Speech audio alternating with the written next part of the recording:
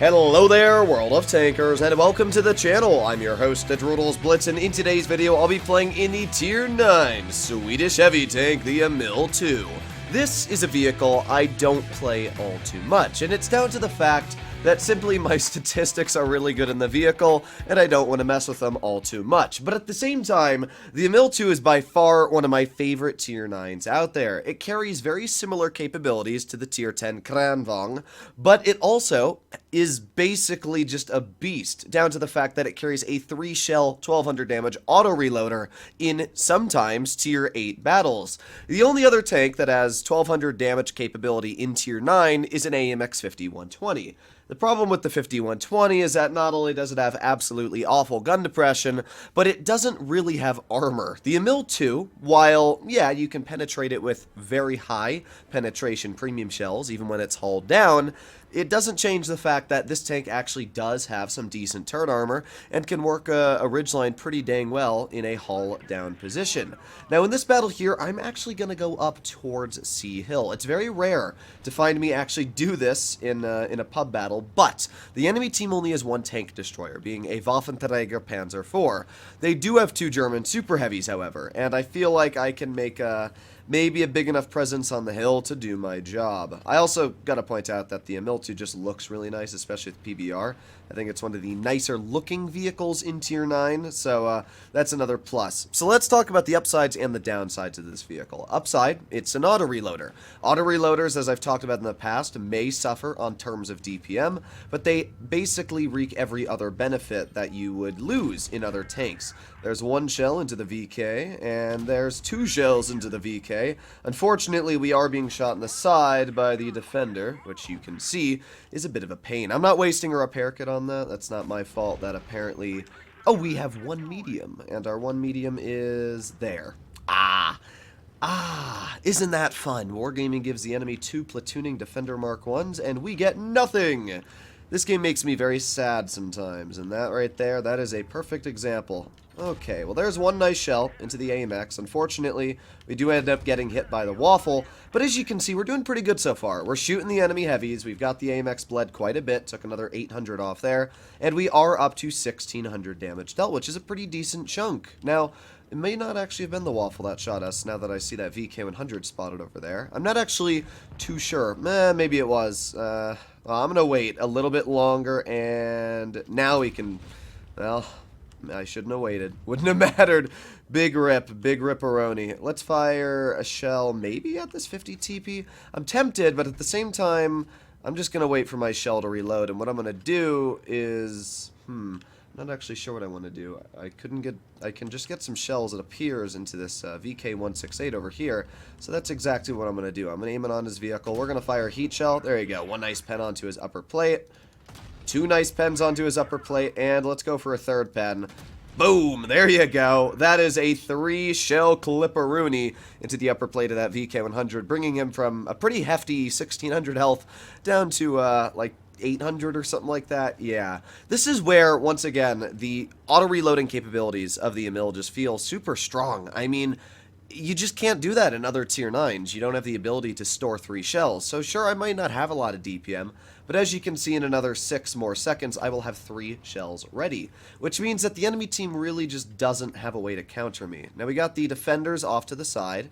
Here comes the 1 defender, and he's not going to like me all too much if he tries to drive up this hill. Let's get 1 nice pen in. There you go for 500 damage, and he is dead. All that's left is the 1 defender over here, who is probably going to be absolutely smackered by that Pantera. I'd like to see what that Pantera actually did this battle. Did the guy actually do anything, or did he just kind of camp at the back all game? I mean, it didn't make too much of a difference. The Emil was able to conquer heavy side with help of that Tiger 2, and then medium side was actually conquered by, it looked like an AMX we had on our team. Yeah, the AMX 5100. So, not bad at all. Pantera, yeah, kind of what I expected. I didn't even know we had a Conway, to be real. But, yeah, overall, not a bad battle. We did good damage, showcased where the Emil 2 is a pretty enjoyable tank. And right there, that's about honestly the average game I play in the vehicle. My average damage is 32-something minute, And my win rate's pretty high because these are the most types of games I get in the Emil too. It's where against tier 8s you're basically unstoppable because sure, you might not have a lot of DPM against tier 10s, but you do got to realize that even with the, let's say, 2000 DPM this vehicle carries in tier 8, that's the same DPM as your average heavy. So no tier 8 heavy can rush this thing. Most tier 9 heavies only have like 2200 DPM, and even if you're fighting a tier 10 heavy, they only have about maybe 200-300 more than you. So you know, it's not like you're really that much worse in the DPM area, and as long as you wait for your clip to reload, you actually carry just about the same damage per minute as the Kran. In fact, this tank still fires the third shell in the clip, which is the one we're about to load in about 2 more seconds. It fires that shell faster than it actually fires the first shell, which is not what the Kran is anymore, because Wargaming actually reversed how the Kran's gun is. So as you can see, we have finally just gotten our 3 shells loaded. First things first is we're going to capture the base. That's a fairly common thing to do, but might as well, because I don't want to lose a game down to base capture. So there you go, we have capped the enemy base. Now sometimes there's people that wait around this corner. It appears that this time there is an E75 TS.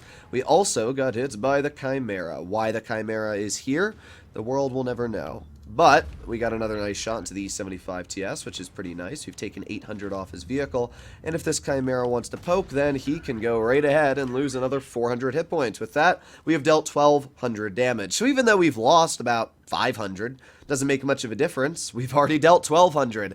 This is once again where auto reloaders just get those dubs. And as you can see, sure, ST1 is playing fairly aggressive, but because again we carry single shot capabilities paired with the auto reloading mechanic, we can basically just continue shooting this ST1 and not really worry. Now, I'm not sure if this guy is just flat out tunneling us, but it doesn't really matter too much as long as this Tiger helps me out, which he is, which is perfect. Although, maybe it does matter because we also got the E75 TS. Let's get a nice shell into you. And honestly, this TS really just doesn't win this fight. He doesn't have enough health to. So I'm just going to push this way, pretend like I have a shell when I clearly don't. And let's get a... Oh, well, maybe you are going to pen me, but let's just get a nice pen into his vehicle. I'm going to pretend like I have a shot. He doesn't know that I don't. And this is the great part about auto reloaders, is that you can pretend like you have shells even when you don't. So this guy, in reality, should have just pushed me. Probably would have killed me, but he doesn't know that he can, and that's why the Emil 2 is just such a fantastic vehicle. So at this point, we're gonna wait, and boom, we got 1 shell loaded, which means, well, I was gonna say we're gonna be able to get that second one out, but doesn't matter either way. We did pretty good again. So good battles to showcase all around the Emil 2. This game was a little bit weirder because we kind of got rushed by YOLOing ST1. Not much to say about that. But hey, we still did 3,165 damage, and we pulled out 2 victories. So I really like the Emil 2. It's a super fun vehicle, and as you can see, those are the only 2 battles I've played in Blitz so far today, so it's not like this is cherry-picked gameplay. For some reason, people try to accuse that every now and then.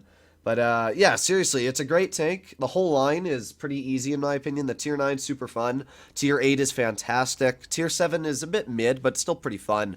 And the Kran as well is just a fantastic Tier 10. And I can tell you for a fact that when these Italian TDs start rolling around, the Kran is going to be a fantastic counter to them, down to the fact that it actually carries pretty good turret armor. Hopefully you enjoyed today's video, and if you'd like to see more like it, I'll see you in the next one. Bye-bye!